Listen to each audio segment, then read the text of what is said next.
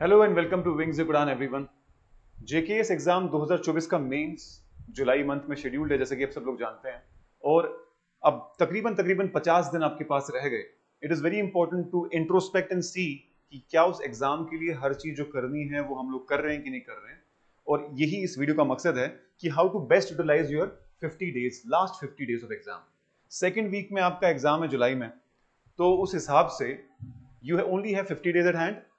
अक्सर मेंस की प्रिपरेशन में सिलेबस इतना ज्यादा होता है कि we are not able to see the bigger picture, in the sense कि हाँ, क्या हमने सफिशिएंट प्रैक्टिस की है, क्या हमने बैलेंस किया है ऑप्शन और जीएस को, क्या हमने एसए पे फोकस किया है कि नहीं किया है, और साथ ही साथ आंसर राइटिंग वगैरह कितनी की है। तो I will discuss briefly about all these things. आप अपने आप को इंट्रोस्पेक्ट कर लेना कि क्या हम ये कर रहे हैं, और अगर आप नहीं कर रहे तो ट्राई करिए कि इन सब चीजों को इनकलकेट करने की अगले 50 डेज में, and this will definitely help you boost your marks in mains. So first of all let us start with the first point कि आपको उन एरियाज को नहीं छोड़ना जिनका रिटर्न ऑन इन्वेस्टमेंट ज्यादा है। Focus on the high ROI.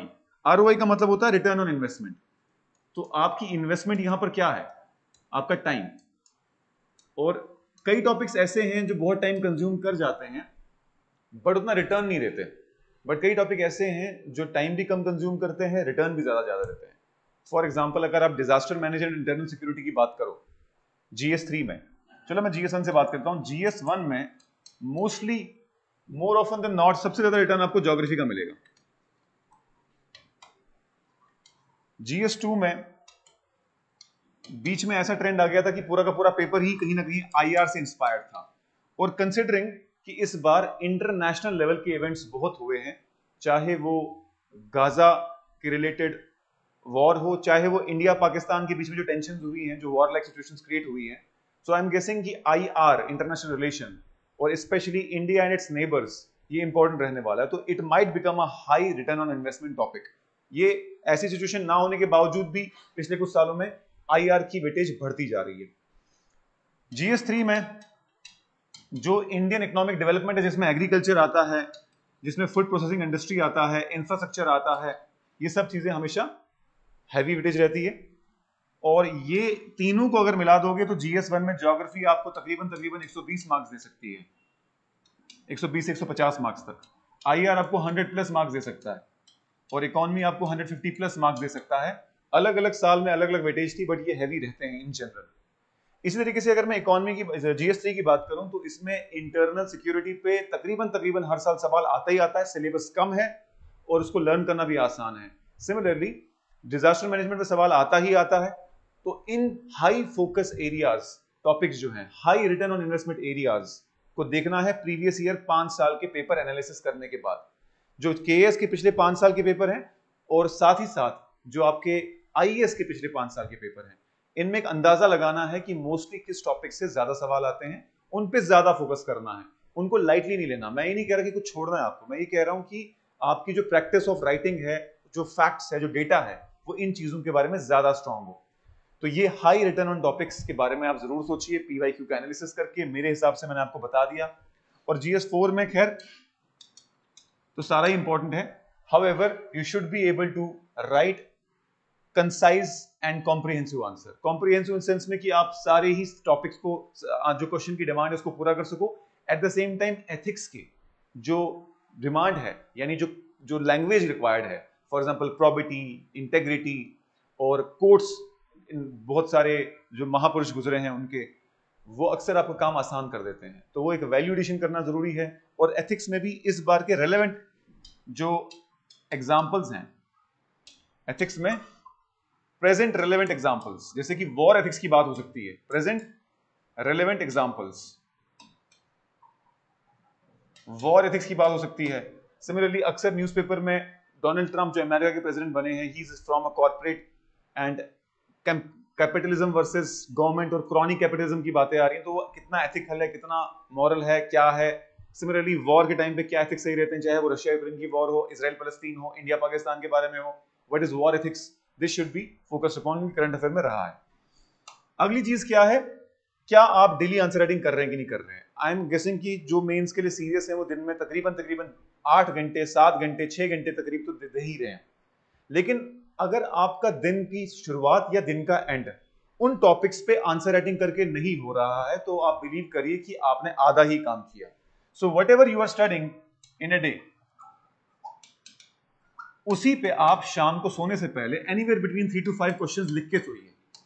Believe me, it is more important than you think. अगर आप डेली आंसर राइटिंग प्रैक्टिस नहीं कर रहे हैं तो आप क्वालिटी आंसर नहीं लिख पाएंगे एग्जाम में। It is not the exam of memorisation, means जो है it is not an exam of memorisation, it is the exam of रिप्रोड्यूशन।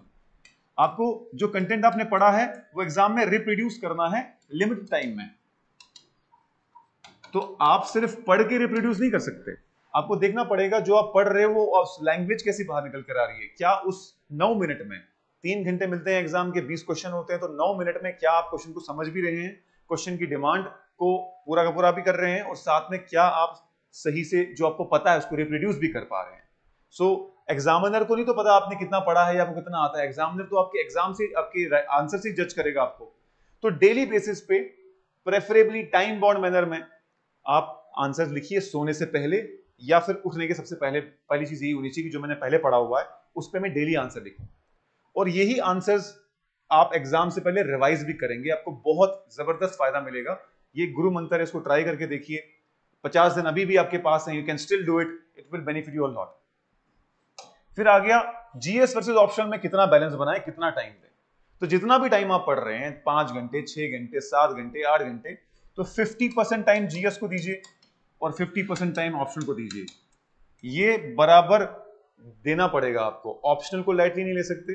तो आधा टाइम आप अपने ऑप्शनल को दीजिए। Obviously one size fits for all formula नहीं होता, हर किसी के लिए अपना स्ट्रैटेजी भी सूट करती है। मैं एक जनरलाइज स्ट्रैटेजी दे रहा हूं, आप देखिए कि आपके हिसाब से सूटेबल है कि नहीं है। हाउएवर हमने देखा है कि जनरली कैंडिडेट्स ऑप्शनल को काफी कम टाइम दे रहे हैं।